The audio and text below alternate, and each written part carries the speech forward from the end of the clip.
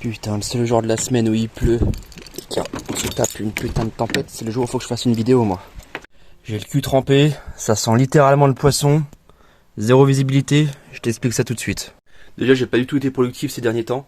J'ai dû sortir la dernière vidéo il y a un mois, je pense. Et là, fallait que je refasse une vidéo parce qu'il s'est passé peu de choses, mais des choses quand même plutôt pas mal, tu vois. Mais je vais t'expliquer pourquoi j'ai le cul mouillé, et un peu le t-shirt aussi. En ce moment, on est en été, il fait beau, il fait soleil. Le seul jour de la semaine où il se met à pleuvoir et à faire une putain de tempête, faut que je laisse les fenêtres de la Mazda et le toit ouvrant grand ouvert. Mais évidemment, j'étais pas chez moi pour le fermer, sinon bah j'aurais couru. Et du coup, je te laisse constater les dégâts. Je suis en train de me dire là que j'ai le toit de la Mazda qui est ouvert. Elle va être propre de l'intérieur elle aussi. Ah ouais non mais là c'est chaud là. Ah putain je l'ai pris dans la gueule. Et puis bien dans le sens de la pluie en plus, hein, sinon c'est pas rigolo.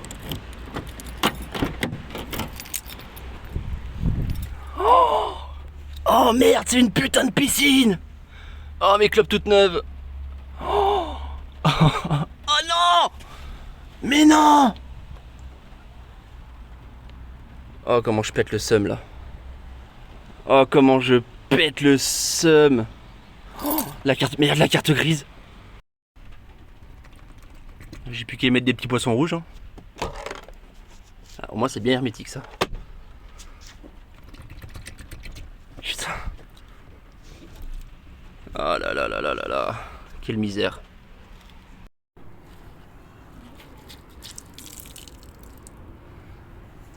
Ça m'avait pas manqué de faire ça, vraiment pas. J'avais complètement oublié qu'il était dans la voiture, mais Dieu merci, le pétard est sec. Il n'y a pas une goutte d'eau ici. Putain. Donc j'ai quand même passé 1 heure à tout bien sécher. Tu vois là j'ai foutu des petits chiffons, des machins, histoire que ça continue d'imbiber. Mais j'en ai chié, c'était tout trempé là, putain. Là on voit que le toit il commence un peu à sécher, putain, je vais avoir des putains de traces jaunes, ça me saoule. Ça m'avait pas manqué d'éponger cette bagnole, parce qu'au début où je l'ai eu, tu vois là à cet endroit là, j'ai foutu un petit morceau de scotch. Parce que le joint il s'est écarté avec le temps, il a séché, il s'est écarté, il a 30 ans le machin. Et en fait quand je l'ai eu dès qu'il pleuvait, même un tout petit peu, ça rentrait par ici et ça goûtait après à cet endroit là. Et au niveau du chiffon bleu, c'était toujours une piscine, tout le temps. Donc à chaque fois que je la prenais et qu'il venait de flotter, fallait que j'éponge, machin. Ça m'avait pas manqué de le faire. Ça fait 2 ans que ma réparation au scotch tient comme il faut, c'est génial. Et du coup comme tu peux le constater, ici c'est plein de condensation. Et à l'avant c'est pareil. C'était laborieux à manœuvrer. J'étais un peu comme Ace Ventura, c'est quand il a la tête par la fenêtre. C'était complètement ça. Donc du coup, qu'est-ce qui s'est passé en un mois? Et bah déjà, j'ai rangé ce putain de garage socialiste. On s'y retrouve un peu plus, ça fait nettement plus plaisir. J'ai enfin une barre anti-rapprochement à l'arrière, qui vient d'une MG ou d'une Rover MG. Je me suis fait un deuxième trou du cul, j'ai acheté 4 pneus neufs, des NS2 Nankang. Parce que ça commence à devenir critique, les 4 pneus que j'avais, déjà c'était les 4 c'était pas les mêmes. J'en suis plutôt pas déçu, je les ai pas encore essayés sous la pluie, parce qu'apparemment ils ont très mauvaise réputation sous la pluie. Mais en tout cas sur le sec c'est incroyable. J'ai le même profil que des Smith Slick en réalité. À froid ils sont inutiles, chaud ils sont bien, trop chaud il n'y a plus rien. C'est le ressenti que j'ai. J'ai fait un petit tuning qui fait plaisir, les étriers en verre. Franchement je trouve que ça rend plutôt bien. Ça rend plutôt bien, ça se marie super bien avec la couleur de la voiture. Ça rappelle un côté, moi je trouve ça rappelle un côté un peu Aston Martin en réalité. Avec un espèce de vert noble, bleu nuit, des étriers verts. Je trouve c'est pas des moindres. Donc du coup le projet de ce soir, bon il y en a 2 qui s'en rajoutent. C'est terminé d'éponger l'intérieur de la voiture, au mieux. Et le problème de cette voiture c'est que tu sais elle ne respire pas du tout. Et j'ai récupéré ces tuyaux dans une poubelle totalement anecdotique, qui sont très bien pour, tu vois là ils sont un peu... sont renforcés pour la chaleur, enfin bref ils sont géniaux, pardon. Et du coup le but c'est de fabriquer une espèce d'écope. Alors je sais pas trop parce que du coup tu vois cet anti-brouillard déjà il est pété. Et en plus de ça l'ampoule elle est pétée. Donc je sais pas si je fais une prise d'air depuis là. Si je vais me faire chier à piquer par ici. Parce que c'est pareil, il n'y a pas de place, ça casse les couilles. Attends je vais trouver le capot. Tu vois il n'y a pas de place, ça respire pas. La prise d'air elle arrive à cet endroit là. Tiens, je vais me faire striker. À cet endroit là au niveau du capot. Donc tu vois il y a de la marge. Tu vois le capot il arrive là, la prise d'air elle est là.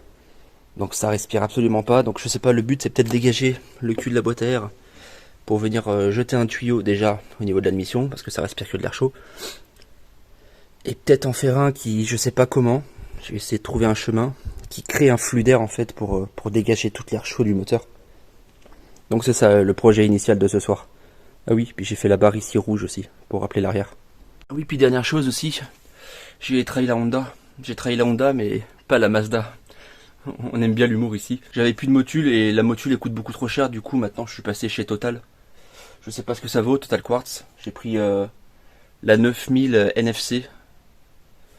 Bon, j'ai repéré où c'est que j'allais mettre mon tuyau relié au cornet. Ce qui m'emmerde, c'est que c'est à cet endroit-là. Donc, je sais pas si on peut bien voir. Mais c'est un endroit qui est clos en fait. J'aurais bien voulu le faire passer par là, mais tu vois, le cornet il va arriver par là à peu près déjà. C'est un peu compliqué de faire repiquer le tuyau. Enfin bref, t'as compris. Et du coup, ça va ressembler à ça, tu vois. Là, je vais mettre juste un petit peu de pâte à joint histoire que ça tire. Des fois que ça saute et que je le perde, ça me ferait chier. Ou que ça vienne toucher quelque chose et que ça brûle. C'est pas censé brûler normalement. J'ai déjà fait des tests. Hein. Tu vois, c'est pas censé brûler. Il n'y a pas de traces, il n'y a rien du tout. Donc tu vois, c'est pas grand chose. Hein. J'ai juste mis 3 points. Là, là et là. Je vais juste tourner d'un quart de tour histoire d'y étaler. Et ça va juste coller ce qu'il faut. Comme ça, je pourrais y enlever tranquillement si j'ai besoin d'y enlever. Mais c'est plutôt pas mal. Comme ça vient directement foutre de l'air plus frais que ce four. Bon, alors dans l'idée, ça donne ça. Là, je le laisse droit pour que ça sèche un peu parce que je galère en fait quand je le pique directement dans le longeron. Il saute et ça se décolle. Donc là, je le laisse un peu sécher avant de l'enfiler. Et là, du coup, je pense qu'on est plutôt pas mal comme ça. Lui, il faudrait que je l'oriente un petit peu plus par là. Mais tu vois, il vient vraiment se prendre ici.